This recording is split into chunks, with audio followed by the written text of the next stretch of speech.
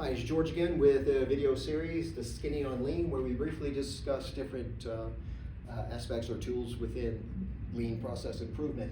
And today we're in the root cause quadrant of the A3. If you haven't seen the A3 video, I encourage you to see that first, to view that first. So within the root cause, there are two tools that we're going to look at. The first one is 5 whys, and this is the one that's most frequently used. In this particular case, if you have a gap, you have a problem that you've identified as a gap between the future state and the current state, you're going to ask why it's happening. You want to make sure that you're not solving for a symptom. So an analysis I did here is a 15-year-old George keeps hurting himself doing dumb stunts. So dad is upset and wants to figure out why it's happening, so he questions George. He asks why, and he determines he's trying to impress some girl. So he asks why again. Well, it was a biological imperative. Nothing you can do about that. Also, he doesn't know any better. There's something he can do about that.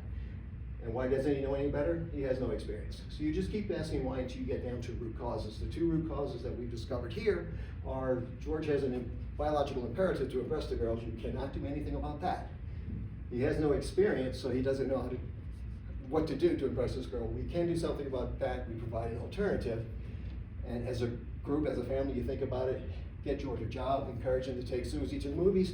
With his first paycheck, he stops hurting himself and he impresses the girl. Let's look at another example, a clinical example.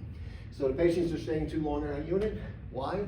Patients needing CLABSI must wait for a specialist. Why do they have to wait? We have a shortage of specialists. Why do we have a shortage of specialists? Well, it's too costly to have those on all of our units.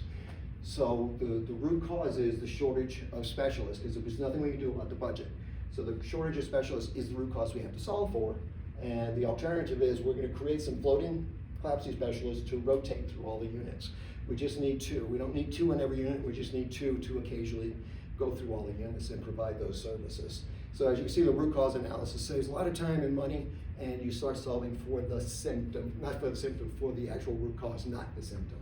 So that's the 5 whys.